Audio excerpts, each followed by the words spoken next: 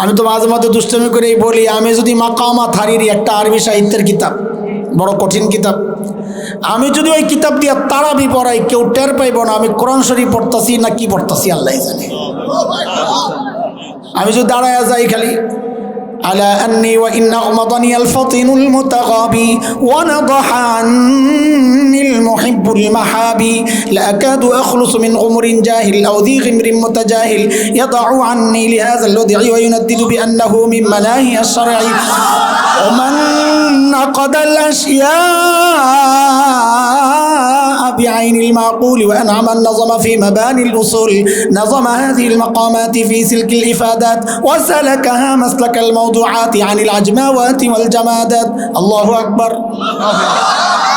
আরে রুকু দিলাম বেটা কেটার ভাইব হাফেজ থাকলে খালি গোবেটা কোন পাড়ার থেকে পড়তেছে বুঝতেছি না। আমাদের পড়াশোনা ছিল এই একটু একটু খেলছি, অস্বীকারের সুযোগ নাই। ইকা মুবাররাউনা মিম্মা ইয়াকুলুন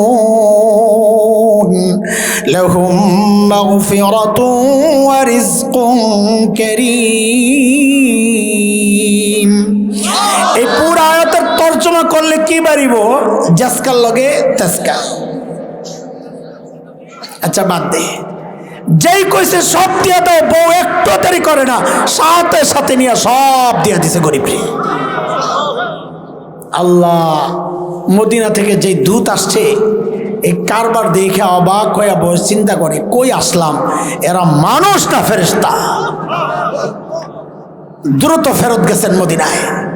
হযরত ওমরকে শোনানোর পর এখন ওমরের কেমন লাগতেছে খুশিতে। আল্লাহ হযরত ওমর ফরমান জারি করলেন, এই কাফেলা রেডি কর, আমার সাইদকে দেখতে যাব। এ দোস্ত এটা এই জমানা না, চাইলে হেলিকপ্টারে করে চট করে আরেক দেশে ভাগা যায় না। না, ওই জমানায় দূরে যাওয়ার জন্য অনেক প্রস্তুতি লাগে, কিন্তু হযরত ওমরের দিলটা এতটা আন্দোলিত হয়েছে হযরত সাইদকে দেখার জন্য অস্থির হয়ে গেছে।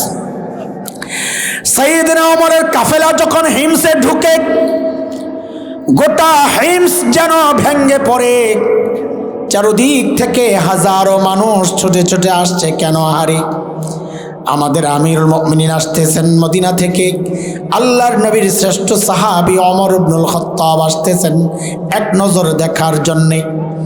হযরত ওমর বসা, পাশে সাঈদ ইবনে আমের, সামনে হাজারো মানুষ। হযরত ওমর চিন্তা করলেন সাঈদকে আমি তো ভালো জানি, কিন্তু জনগণ কি বলে এই সুযোগে একটু পরীক্ষা করে নেওয়া যাক। অনেক সময় দেখা যায় নেতার কাছে নেতা ভালো, কিন্তু পাবলিক দেখতে পারে না। হয় হয় হয়। সাইয়েদনা ওমর ডাক দিয়ে জানতে চাইলেন, এই হিমসের মানুষ, তোমাদের গভর্নরের বিরুদ্ধে কারো কোনো অভিযোগ থাকলে দাঁড়ায়া যাও। আরে বাপরে বাপ, বাংলাদেশ তো খুব ভালো, সবাই আল্লাহওয়ালা বুজুর্গ।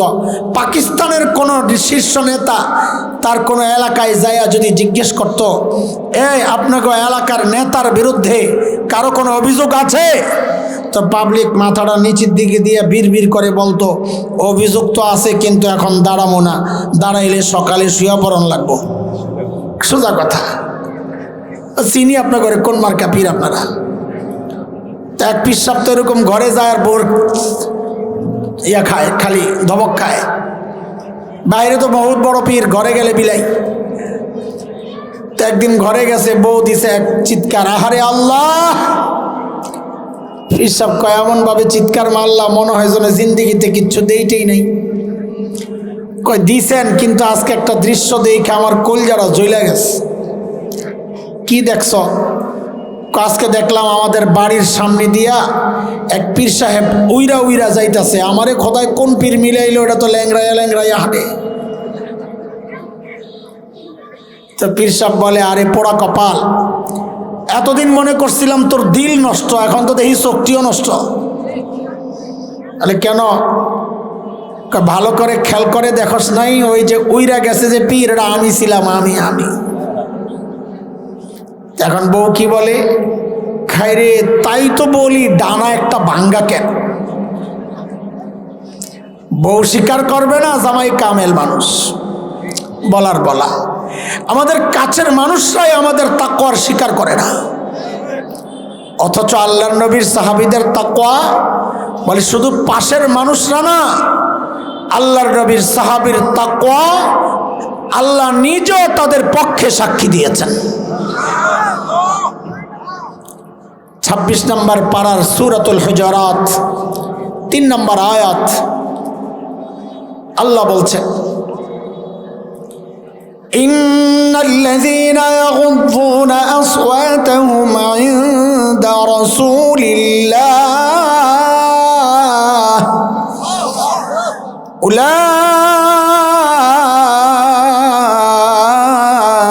উলাইকাল্লাযীনা ইমতাহানাল্লাহু কুলুবাহুম লিত্তাকওয়া লাহুম মাগফিরাতুন ওয়া আজরুন আযীম।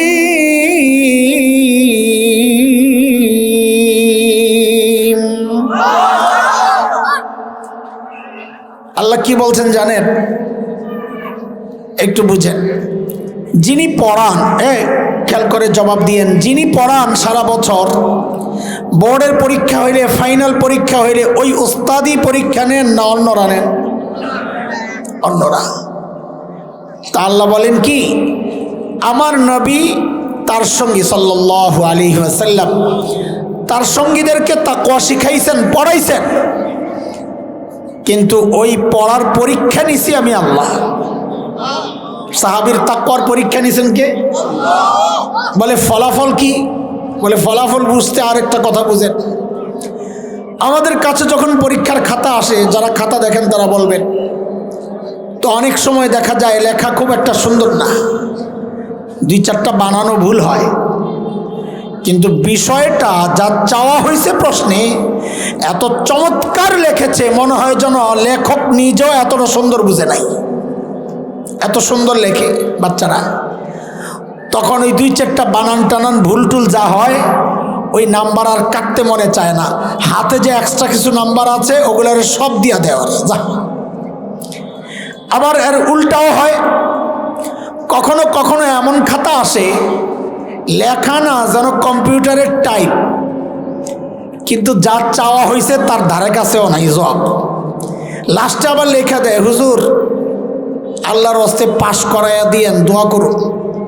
তোর দোয়ার লেগে বই হইছি আমি, মিজাজটা বিগড়ে যায় যে লেখাটাই সুন্দর করছে, গাদায় পড়ালেখা করে নাই। সাহাবীদের পরীক্ষার রেজাল্ট দিচ্ছেন আল্লাহ তাআলা, যে 2-4টা বানান টানান ভুল টুল হয়েছে, কথার কথা আর কি বোঝানোর জন্য বলতেছি, কিন্তু বাকি বিষয় এত চমৎকার ছিল। তা আল্লাহ বলেন ওই 2-4টা ভুল আর আমি গনায় ধরি নাই, লাহুম মাগফিরা, আমি আল্লাহ ওদের মাফ করে দিচ্ছি। এই জন্যে দোস্ত আমাদের বড়রা সাহাবীদের ব্যাপারে এতটা কঠোর যে খবরদার দুনিয়ার সবাইকে নিয়ে তুমি গুতাগুতি করো, যা মনে চায় করো, কিন্তু আল্লাহর নবীর সঙ্গী, আল্লাহর নবীর ছাত্রদেরকে নিয়ে কোনো বাজে কথা বলবা না।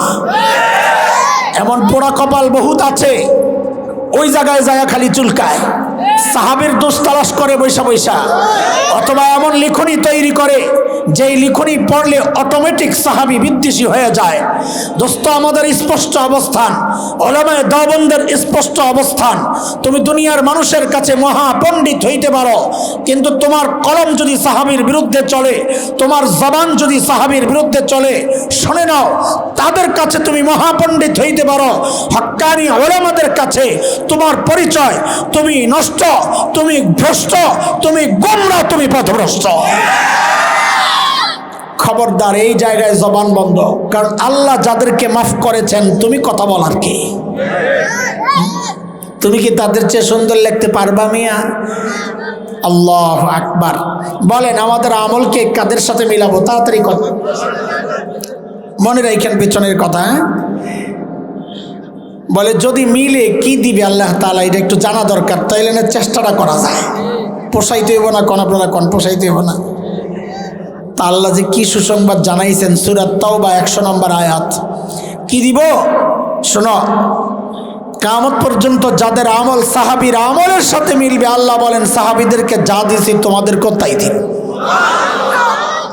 কি দিছেন? কি দিছেন? তা আল্লাহ বলে দিছি 2 জিনিস, এক হচ্ছে আমার সন্তুষ্টির স্বীকৃতি, আমি ওদের উপর রাজি, আরেক হচ্ছে ওদের জন্য জান্নাত তৈরি। কার কথা? আল্লাহ বলছেন والسابقون الأولون من المهاجرين والأنصار والذين اتبعوهم بإحسان رضي الله عنهم ورضوا عنه وأعد لهم جنات تجري تحتها الأنهار خالدين فيها أبدا ذلك الفوز العظيم।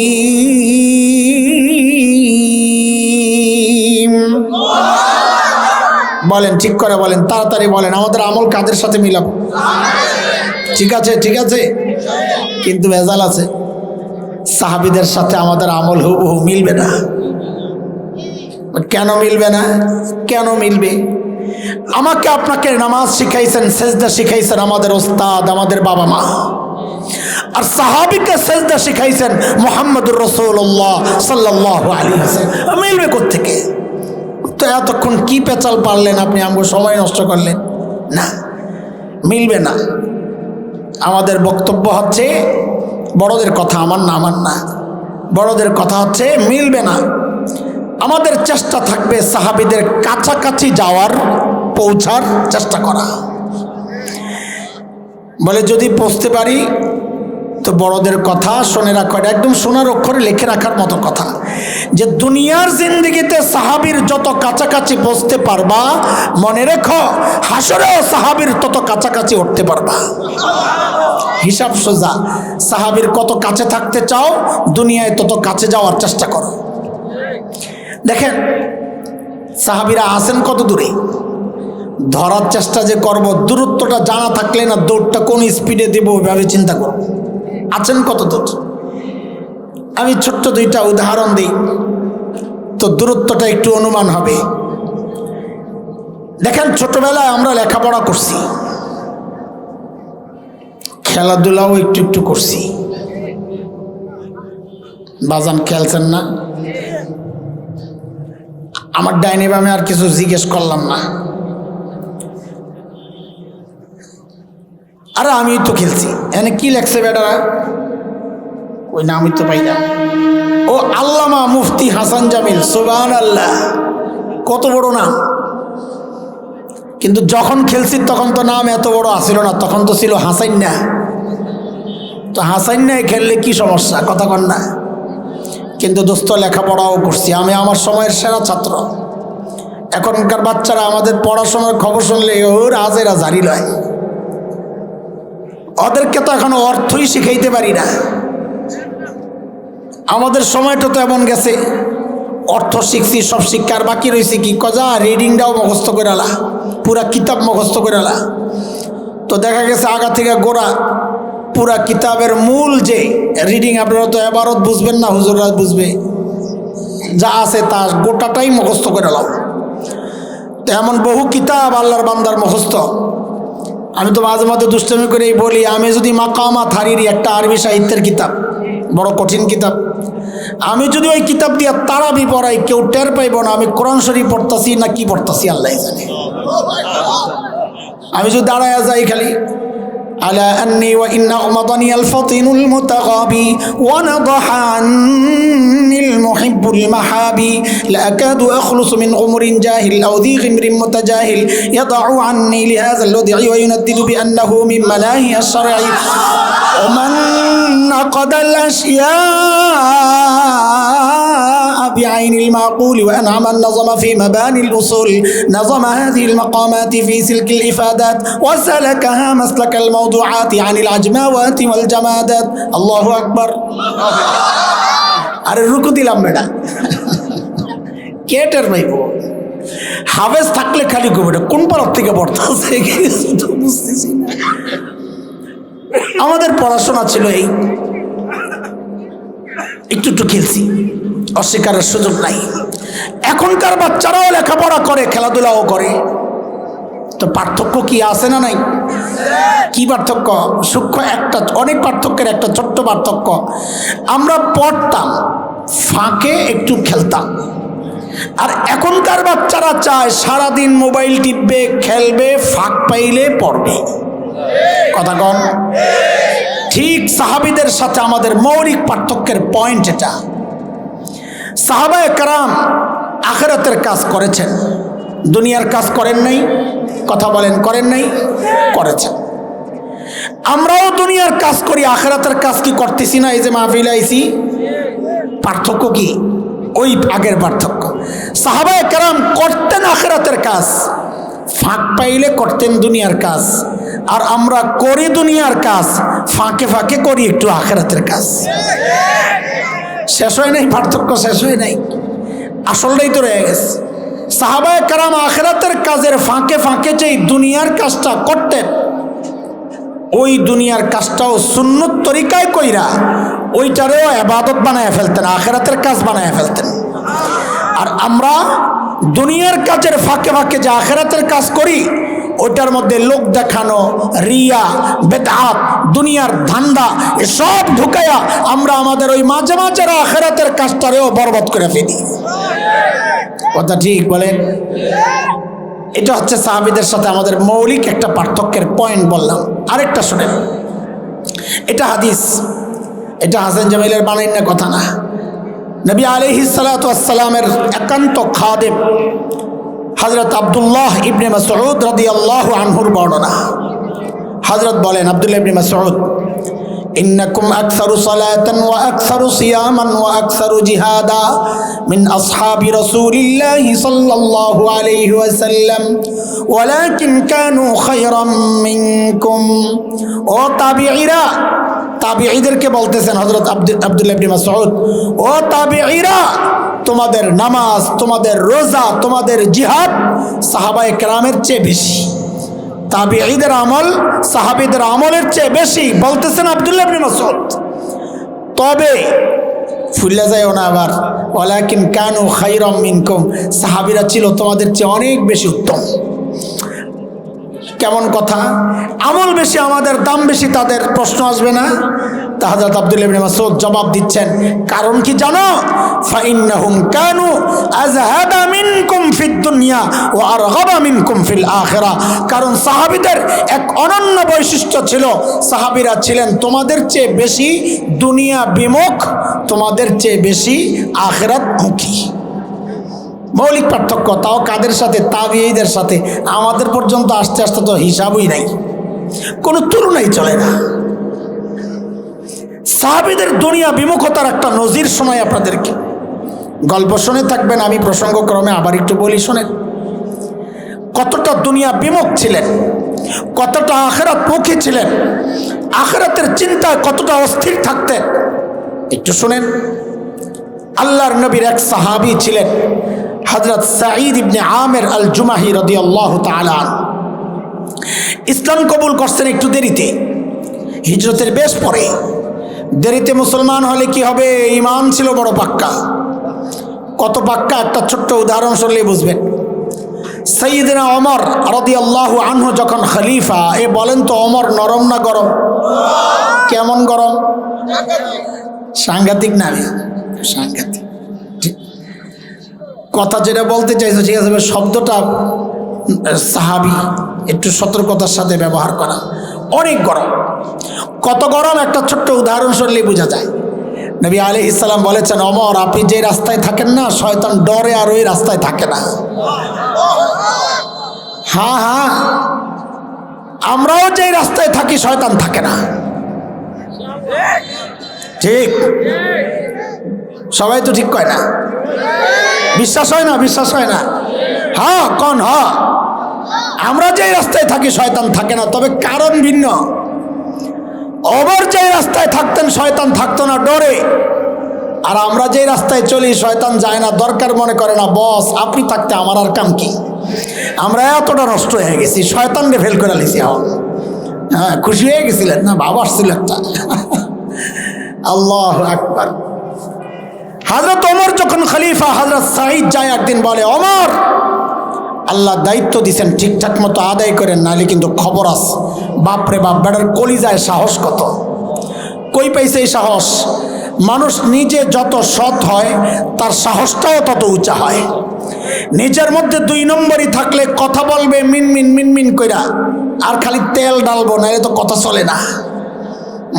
দেখছেন না আপনারা, মনে আছে কিনা সাংঘাতিক সম্মেলনগুলা যখন হইতো, সাংঘাতিক সম্মেলন বুঝেন তো, সামনে বসা একটা লেডি ফেরাও, হায় রে এক একজনের প্রশ্ন যে কি তেলতেলে প্রশ্ন, সুবহানাল্লাহ। মাননীয় প্রধানমন্ত্রী, আপনি এই বয়সে কাজের এত এনার্জি কোথায় পান? ওরে মা রে মা, অথচ বলা দরকার ছিল এই বয়সে এত শয়তানি কেমনে করেন? কথা কন। এই যে তেলতেলে প্রশ্ন করছে কেন? যারা করছে ওরাও শয়তান, বড় শয়তানরে জিজ্ঞেস করছে। ওরা যদি কঠোর প্রশ্ন করে তোরা ধরা খাবে, কারণ 2 নম্বরই আছে। তো মানুষ সৎ হইলে তার সাহসটাও উঁচা হয়। হযরত ওমর দেখছেন, আরে এই লোক তো বড় সৎ, তিনি তো ওমর, তিনি তো এই জমানার নেতা না। এই যুগের নেতারা হইলে কি কইতো, তেল হইছে তেল, ওরা আয়না করে ঢুকা, ঠিক নেই? কিন্তু তিনি তো ওমর, হকের প্রতীক হযরত ওমর। হযরত ওমর বুঝছেন এই লোককে কাজে লাগানো দরকার, সৎ। জোর করে ধরে সিরিয়ার এক শহর হিমসের গভর্নর বানায় পাঠাইয়া দিছে। আচ্ছা শোনেন, যেই অঞ্চলের মানুষ যত ধনী হয়, ওই অঞ্চলের জনপ্রতিনিধি যারা মেম্বার, চেয়ারম্যান, এমপি, তারাও এরকম ধনী হয়। এলাকার প্রভাব আজকের দুনিয়ায় Bangkok, Singapore, Thailand, Dubai, Abu Dhabi, Karachi, Bombay, আমাদের চিটাগাং, এগুলো যেমন বাণিজ্যিক শহর, ওই সময় গোটা দুনিয়ার বাণিজ্যিক শহর ছিল সিরিয়া। এবার বুঝে শুনে বলেন তো, সেই সিরিয়ার শহর হিমসের গভর্নর ধনী হওয়ার কথা না গরিব হওয়ার কথা? কেমন ধনী? অনেক ধনী। শুধু এক কথায় বলেন, সময়ের সেরা ধনী বলেন। তা হযরত সাঈদ কি হওয়ার কথা? সময়ের। হিমস থেকে এক দল আসছে হযরত ওমরের সাথে দেখা করার জন্য। কিছু অভিযোগ, সবচেয়ে বেশি অভিযোগ আসতো কুফা থেকে। কুফার মানুষ খুব অভিযোগ প্রবণ ছিল, ওই জন্যে হিমসকে বলা হতো কুয়াইফা, ছোট কুফা। কুফার পরে সবচেয়ে বেশি অভিযোগ আসতো হিমস থেকে। তো ওই লোকগুলো আসছে হযরত ওমরের সাথে, অর্থনৈতিক কিছু মন্দা চলতেছে ওদের, এটা দূর করার জন্য। তা হযরত ওমর বললেন, তোমরা একটা কাজ করো, হিমসের গরিবদের একটা লিস্ট দাও, আমি রাষ্ট্রীয় কোষাগার থেকে, বাইতুল মাল থেকে ওদের জন্য কিছু বরাদ্দ দিয়ে দিই। তো বেটারা সুযোগ পাইছে, লিস্ট একটা করছে লম্বা, নিয়ে হযরত ওমরের কাছে জমা দিছেন। ফুকারা ও হিমসের গরিবদের লিস্ট। আল্লাহ, হযরত ওমর লিস্টটা হাতে নিয়ে অবাক হয়ে তাকায় আছেন। কেন জানেন? হযরত ওমর দেখেন যে ওই লিস্টের শুরুর দিকেই হিমসের গভর্নর সাঈদ ইবনে আমের আল জুমাহির নাম। সাইয়েদনা ওমর জানতে চাইলেন, আমিরুকুম ফাকিরুকুম, কি ব্যাপার, তোমাদের গভর্নর বুঝি গরিব মানুষ? হিমসের লোকেরা জবাব দিলেন, বালা আমিরুনা আফকারুনা, আমাদের গভর্নর শুধু গরিব না, হিমসের মধ্যে সবচাইতে গরিব। আল্লাহ, হযরত ওমর এই কথা শুইনা এত খুশি হইছেন, সাথে সাথে 1000 স্বর্ণ মুদ্রা প্যাকেট করে দূত মারফত পাঠাইয়া দিছেন, যাও আমার পক্ষ থেকে আমার সাঈদকে এটা হাদিয়া দিয়ে আসো। কত 1000 স্বর্ণ মুদ্রা বুঝেননি? কয় হাজার টাকা হইব কন? গত বছর একবার হিসাব করছিলাম 5 কোটি টাকার উপরে হয়। এখন তো দাম বাড়তে বাড়তে সুবহানাল্লাহ কই যায় ঠেকছে। পোলা ভাই, এই যে বিয়া দেরি করতাছস, স্বর্ণের দাম যেমনি বাড়তাছে রে পোলা ভাই, পরে কিন্তু বউয়ের কপালে আর সোনা নাই। তাড়াতাড়ি কাম সেরালা। এমন পক্ষে কথা কই না হুজুর, আর পাইতি না। দোয়া করা আমার লেগে, আল্লাহ আপনার নেক হায়াত দেখি। বুড়ারা আমিন কয় কি বুঝছে, কিছু নিয়ত টিয়ত আছে নাকি? আল্লাহ শুনেন, দুধ যখন ওই বিশাল অঙ্কের হাদিয়া নিয়ে হিমসে নিয়ে হযরত সাঈদের কাছে পেশ করছে, হযরত সাঈদ প্যাকেটটা খুলে যখন দেখলেন এই বিশাল অঙ্কের হাদিয়া তার জন্যে, তিনি কি করলেন? সাথে সাথে প্যাকেটটাকে ছুঁড়ে মেরে চিৎকার দিয়ে বলে উঠলেন, ইন্না লিল্লাহি ওয়া ইন্না ইলাইহি রাজিউন। কি পড়ছেন? হাদিয়া পাইলে ইন্না লিল্লাহ পড়ার কথা না, আলহামদুলিল্লাহ পড়ার। আরে আপনারা কি পড়তেন জানি না, আমার ইমানের যে হালত, এমন একটা পোটলা যদি পাইতাম রে ভাই, ভিতরে যাইয়া জামাতের সাথে আলহামদুলিল্লাহ পড়তাম। জামাত বুঝেননি, বউ বাচ্চা করে লই আর কি। বিশ্বাস না হইলে দিয়া দেখেন আপনারা, না কারো বিশ্বাস হয়। আল্লাহর নবীর সাহাবী কি পড়ছেন? কথা বলেন না, আরে কথা কম তাড়াতাড়ি। আল্লাহর নবীর সাহাবী কি পড়ছেন? এমন ভাবে ইন্না লিল্লাহ পড়ছেন, বউ তো ভেতর থেকে ডরায় গেছে। আরে না জানি কোন দুঃসংবাদ লয়ে এসে মদিনা থেকে দূত আসছে। সাথে সাথেই জানতে চাইলেন, আকুতিলা উমর ইবনুল খাত্তাব, কি ব্যাপার, এইভাবে ইন্না লিল্লাহ কেন পড়লেন? হযরত ওমর বুঝি শহীদ হয়ে গেছেন। হযরত সাঈদ জবাব দেন, না না, ঘটনা তা না, বরং তার চেয়েও মারাত্মক ঘটনা, আরো মারাত্মক। বউ আবার জানতে চাইলেন, আকুতিলাল মুসলিমুনা ফি মারিকাত, তাইলে কি কোনো যুদ্ধে মুসলমান ব্যাপকভাবে শহীদ হয়ে গেল কিনা? হযরত সাঈদ বলেন, না না, ঘটনা তাও না, বরং তার চেয়েও মারাত্মক ঘটনা, আরো খারাপ। বউ তো এইবার মনে মনে চিন্তা করতেছে, হারে এর সে মারাত্মক ঘটনা কি হইতে পারে? না জানি আমার জামাইয়ের কল্লাটা নিতে পারাইস। কলিজা শুকায় যাওয়ার কথা, বিদেশি মানুষ আইছে তো মদিনা থেকে। আরে বলেন না, কি সমস্যা? আল্লাহ, আরে জুহুদ কাকে বলে? দুনিয়া বিমুখতার ওয়াজ করণ যায় মৌলবী, সাহাবী হওয়া যায় না। আল্লাহু আকবার, আল্লাহু আকবার। হযরত সাঈদ ইবনে আমের জবাব দিচ্ছেন, কেন ইন্না লিল্লাহ পড়ছেন? বলতেছেন, উদখিলাত আলাইয়া দুনিয়া লিতুফসিদা আখিরাতি, আরে আমার ঘরে দুনিয়া ঢুকায় দেওয়া হয়েছে আমার আখিরাতকে বরবাদ করার জন্য। সাথে সাথে বিবিকে বললেন, আমি চাই মদিনার দূত আমার ঘরে থাকতে থাকতে এই 1000 স্বর্ণ মুদ্রা তুমি হিমসের গরিবদের মধ্যে বিলাইয়া দিবা। কি বুঝলেন ভাই? শাসক যখন নেককার হয়, ইমানদার হয়, তো নিজের জন্য বরাদ্দকৃত টাকাটাও জনগণকে দিয়ে দেয়, ঠিক কিনা? আর শাসকের মধ্যে যদি 2 নম্বরই থাকে, দুর্নীতিবাজ হয়, সন্ত্রাসী লুটেরা হয়, তো জনগণের বরাদ্দের টাকা মাইরা বিদেশ যায় বাড়ি বানায়। কথা কন ঠিক কিনা? আপনাকে বিশ্বাস করি না, আপনারা ঠিক কন, এখানে ভোট দেন যায় ওখানে, এটাও ঠিক না? মাহফিলে যাই ঠিক কন আপনারা, এই ঠিকটি যদি ভোট কেন্দ্রে কইতেন তো হুজুররা পাস করত। হ্যাঁ হ্যাঁ, ধরা খাইছে আসামি, ওনার কথা কয় না, হুজুর কথা তো ঠিক। ভোট দেওয়ার সময় আর হুজুর ছিলেন না, আর ঠকতে থাকেন খালি।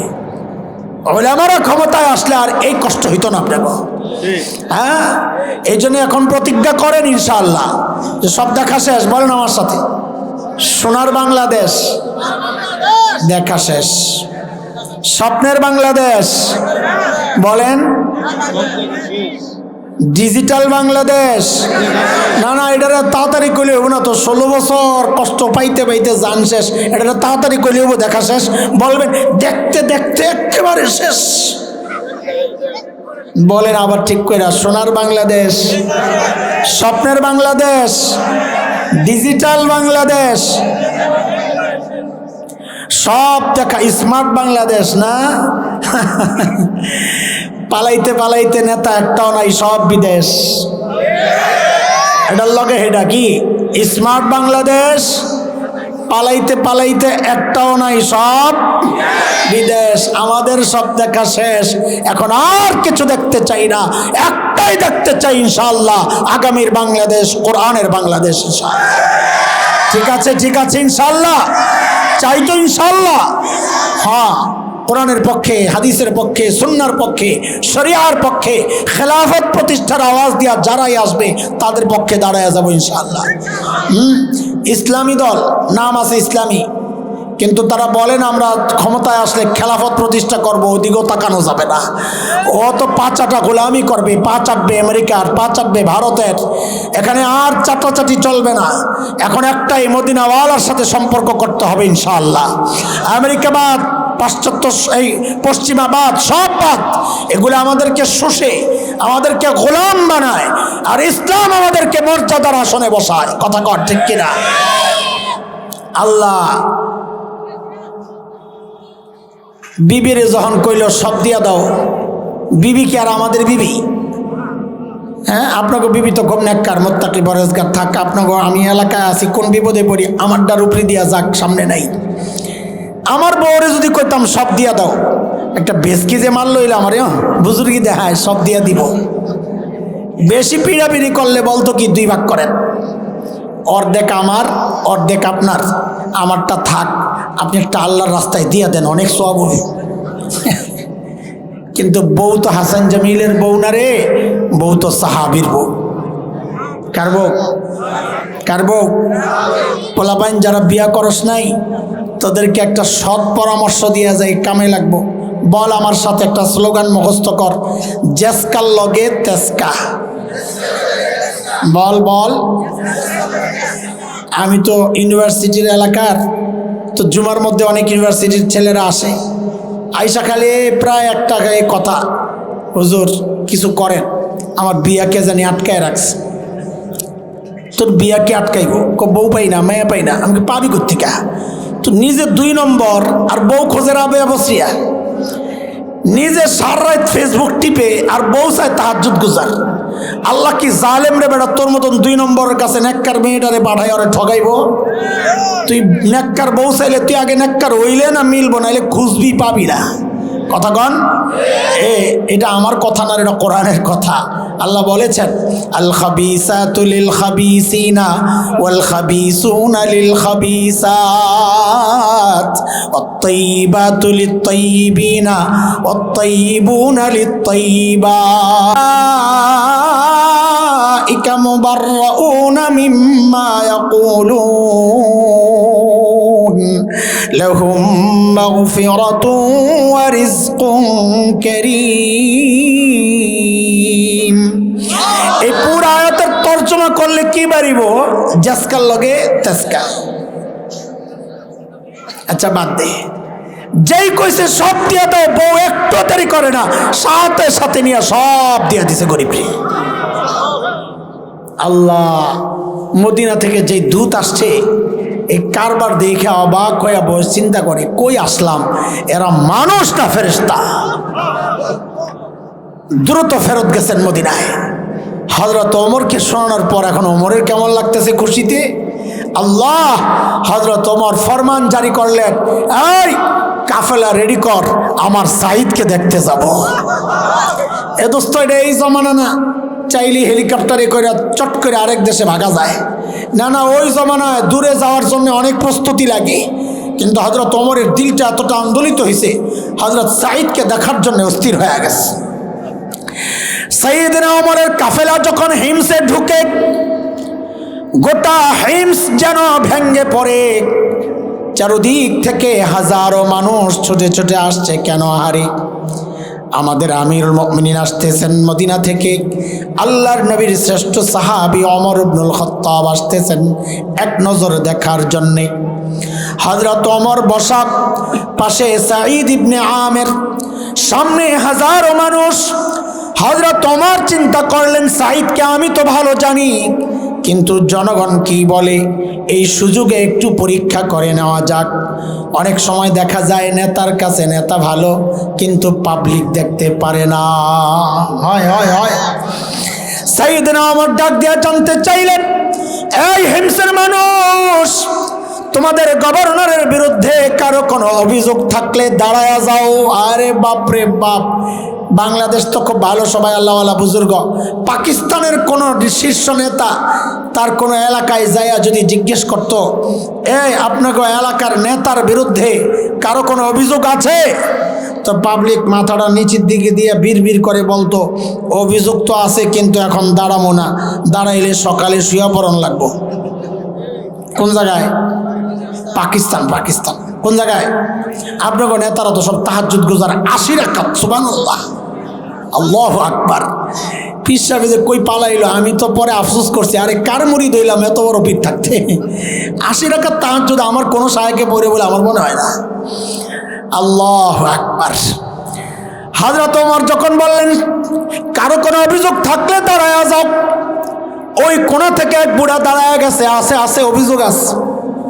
আল্লাহু আকবার। দেখা দেখি আরো 3 জন দাঁড়ায় গেছে। হযরত ওমর তো অবাক হয়ে তাকায় আছেন, কিরে কারে দেখতে আসলাম, এর তো দেখি অভিযোগের শেষ নাই। বলেন বলেন, 1 নম্বর আপনার কি অভিযোগ বলেন। প্রথম জন দাঁড়ায় বলে কি জানেন, আমিরুল মুমিনিন আমাদের গভর্নর বড় ঢিলা মানুষ। কিসে? কয় মাসে একদিন অফিসে আসে না। মাসে, বুঝেন নাই কথা? আর আমরা তো সপ্তাহে ছুটি কাটাই 2 দিন, আরো কত বন্ধ। সুবহানাল্লাহ, দুনিয়া আগমন দিবস, দুনিয়া থেকে বিদায় দিবস, দেশে ঢোকা দিবস, দেশ থেকে পলায়ন দিবস, এই দিবস ওই দিবস ওই দিবস করতে করতে সুবহানাল্লাহ যা খা। অথচ ইসলামী শাসন ব্যবস্থায় জনগণের অভিযোগ গভর্নরের বিরুদ্ধে মাসে কয়দিন আসে না। হযরত ওমর তো রাগ হয়ে গেছেন, সাইদ জবাব দাও, কেন তোমাকে মানুষ মাসে একদিন পায় না, জবাব দাও। আসামির কাঠগড়ায় আল্লাহ নবীর সাহাবী আমিরুল মুমিনিন, আপনি তো জানেন আমি গরিব মানুষ, এই যে আমার গায়ে 2 টুকরা কাপড় দেখতেছেন, একটা লুঙ্গির মতো করে পরা, আরেকটা চাদরের মতো করে জড়ানো। আমিরুল মুমিনিন, আমার না এই 2 টুকরা কাপড় ছাড়া আর কোনো কাপড় নাই। আরে মাসে একদিন অফিসে কেন আসো না, ওইটাই না বলবা। বলে এক জোড়া কাপড় পরতে পরতে পরতে পরতে দুর্গন্ধ হয়ে যায়, নিজেরও কষ্ট হয়, যারা আসে ওদেরও কষ্ট হয়, তাই মাসে একবার উপরেরটা ধুয়ে দেই, শুকাইলে নিচে পরি, নিচেরটা ধুয়ে দেই, শুকাইলে উপরে জড়াই। আমিরুল মুমিনিন এই কাজটা করতে করতে বেলা একটু উপরে উঠে যায়। আমি আসি না এই কথা ঠিক না, আসি একটু দেরি হয়। উনি হয়তো সকাল সকাল এসে আমাকে না পেয়ে ভেবেছেন আমি আসি না, আমি আসি, মিস দেই না। বলেন দ্বিতীয় জন আপনার কি অভিযোগ? ও আল্লাহ, দ্বিতীয় জনের অভিযোগ তো আরো মারাত্মক। কি বলে জানেন, আমিরুল মুমিনিন আমাদের গভর্নরের দিনে তো পাই, রাতে আর পাই না। কি ডিউটি নিছে, হ্যাঁ রাতেও সময় দেওয়া লাগবে। হযরত ওমর তো রাগ হয়ে গেছেন, সাইদ জবাব দে, কেন তোমাকে রাতে পাওয়া যায় না। আসামির কাঠগড়ায় আল্লাহ নবীর সাহাবী কাচুমাচু হয়ে বলতেছেন, আমিরুল মুমিনিন এটা তো প্রকাশ করার বিষয় ছিল না, এটা একান্ত ব্যাপার ছিল। এখন প্রশ্নের মুখে না বলেও তো পারছি না, কেন আমাকে রাতে পাওয়া যায় না। কাসামতু হায়াতি বাইনা রাব্বি ওয়া বাইনা ইবাদি, আমিরুল মুমিনিন জীবনটারে 2টা ভাগ করছি, এক ভাগ রাতটা আমি আমার মালিককে সময় দেই, দিনটা মালিকের বান্দাদেরকে সময় দেই। আল্লাহু আকবার। সাহাবী, আপনারা বলবেন মনে মনে সাহাবীরা বেকার ছিল তাই মালিকের রাতে সময় দিছে, আমগো তো কত কাম, ঠিক না? আমগো সংসার আছে, আমগো সমাজ আছে, আমরা সামাজিক মানুষ, আমগো ব্যবসা আছে, বাণিজ্য আছে, আমগো রাজনীতি আছে, আমগো নেতার লোকের সময় দিতে হয় না। সাহাবিগো সময় কি ফেসবুক আসিল, তো এরা তো বেকার সময় কাটাইছে। আমগো ফেসবুক চালাইতে হয়, ইউটিউব চালাইতে হয়, খেলা দেখতে হয়, নাটক সিনেমা দেখতে হয়, হ্যাঁ তো এটি আসিল না, এই জন্যে মালিককে সময় দিছে, তাই না? সবাই সময় পায়, পায় না আমার মালিক। সবাই সময় পায়, সবার জন্য সময় বরাদ্দ, পায় না শুধু মালিক। এরে জালিম, আমি আর তুমি ছাড়া দুনিয়ার সব মালিককে সময় দেয়। ওই একটা গাছের দিকে তাকায়া দেখো না, কি মনে হয় গাছটা বুঝি এমনি দাঁড়ায় আছে? না না না, ওই গাছটাও দাঁড়ায়া দাঁড়ায়া মালিকের তাসবিহ পড়ে। আরে যে কুকুরটাকে নিকৃষ্ট প্রাণী মনে করে তাড়ায়া দেয়, ওই কুকুরটাও রুকুর হালতে মালিকের তাসবিহ পড়ে। যে পোকা মাকড়গুলো রে পায়ে দলে মেরে ফেলি, ওই পোকা মাকড়গুলো সেজদার হালতে মালিকের তাসবিহ পড়ে। পড়ি না কেবল আমি আর তুমি, কারণ আমাদের হাতে সময় নাই। খোদার কসম খায়া বলি, এর যুবক আল্লাহর কসম খায়া বলি, সময় একদিন আসবে করার থাকবে না কিচ্ছু।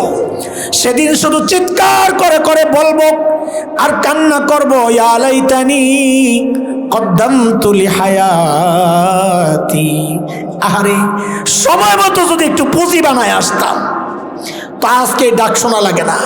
কোন ডাক? যখন আল্লাহ আমল নামা খুইলা দেখবেন অবস্থা ভালো না, যখন বলে দিবেন ওয়ামতাজুল ইয়াওমা আইয়ুহাল মুজরিমুন, অপরাধী আলাদা হয়ে যা। দুনিয়ায় নাক্কার বান্দাদের সাথে চলতি, খাইছস বইছস, একসাথে ওঠা বসা করছস, কিচ্ছু বলি নাই, আজকে সেই সুযোগ নাই, আলাদা হয়ে যা, আলাদা হয়ে যা। আযাবের ফেরেশতাদেরকে হুকুম করবেন, খুযুহু ফাগুল্লুহু সুম্মাল জাহিমা সাল্লু, এগুলারে ধর, বেড়ি পড়া, টাইনা হেসেনে জাহান্নামে ফালায় দে। সুম্মা ফি সিলসিলাতিন যারউহা 70 যিরাআন ফাসলুকু, 70 গজ লম্বা শেকল দিয়া পেঁচায়া পেঁচায়া টাইনা নেওয়া হবে। এরে যুবক, এরে বাবা, শেকল দিয়া কেমনে পেঁচাবে জানেননি? কি মনে করছেন পিছে দিয়ে খালি বান দিব, হ্যাঁ পাউডিরে বান্ধা লয়ে যাব, এমনটাই মনে করছেন?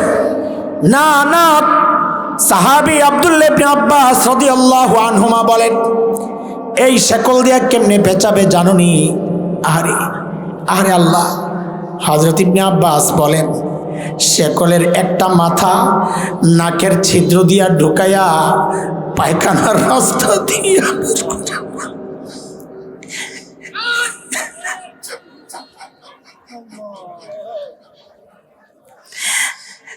নাকের ছিদ্র দিয়া ঢুকাইয়া পায়খানার রাস্তা দিয়া বের করে টাইনা পেঁচাইয়া নিয়া জাহান্নামে ফালাইয়া দিবে। সংকীর্ণ একটা ছোট্ট জায়গা, ওয়াইযা উলকু মিনহা মাকানান দাইকাম মুকাররানিন, পেঁচাইয়া ওই ছোট্ট জায়গায় যখন ফালাইবে বান্দা চিৎকার করবে খালি দাও হুনালিকা সুবুরা, তখন চিৎকার করে করে বলবে, ওগো আল্লাহ আর সহ্য হয় না, আমারই মৃত্যু দিয়া দাও, মৃত্যুই আমার জন্য ভালো, আর সহ্য হয় না। আল্লাহ বলবেন লা তাদুল ইয়াউম সুবুরান ওয়াহিদা ওয়াদু সুবুরান কাসীরা, একবার কেন মৃত্যু চাও? বারবার চাইবা, বারবার চাইবা, কারণ আযাব তো বারবার আসবে। কারণ মনে করেন না ফালাইয়া দিলেই তো জইলা শেষ হয়ে যাব। না না না, আল্লাহ কি বলেছেন জানেননি? কুল্লামা নাদিজাত জুলুদুহুম বাদদালনাহুম জুলুদান গায়রাহা লিয়াযুকুল আযাব, চামড়া একটা পুইরা চাই, আল্লাহ কয় আমি নতুন চামড়া লাগাই আবার শাস্তি দেওয়া শুরু করো। ওইটা পুইরা চাই, আল্লাহ কয় আবার নতুন চামড়া লাগায় আবার জ্বালানো শুরু করবো, আবার করানো শুরু, চলতেই থাকবে, চলতেই থাকবে। এরে বাবা, এই আযাবের মুখোমুখি দাঁড়াইতে না চাইলে আল্লাহর ওই দুই হুকুম মানেন, ইত্তাকুল্লাহ, আল্লাহর ভয়ে গুনাহ ছেড়ে দেন, গুনাহ ছাড়েন, গুনাহ ছাড়েন। চুল পাইকা গেছে, আরে গুনাহ তো হইছে, বয়স ছিল, এখন তো চুল পাকছে, দাড়ি পাকছে, আর কত? ও বাবা আর কত? থামেন না, মৃত্যুর পথে আছেন তো। দাড়ি পাকা মানে শরীরের একটা অংশের মৃত্যু শুরু হয়ে গেছে। যুবক, তুমি কিন্তু ভেবো না এমনটা যে আমার দাড়ি পাকে নাই, চুল পাকে না, আমার হায়াত এখন অনেক বাকি। না রে বাপ না, কত বাবাকে দেখছি সন্তানের লাশ কাঁধে নিয়ে যাইতেছে। আরে কে জানে, আমি সহ এই মজলিসে এমন কেউ থাকতে পারে যে নিশ্চিন্তে বসে আছে এখানে, অথচ সে জানে না তার কাফনের কাপড়টা চলে আসছে দোকানে, আল্লাহর হুকুম হইলে বাড়ির দিকে রওনা দিবে।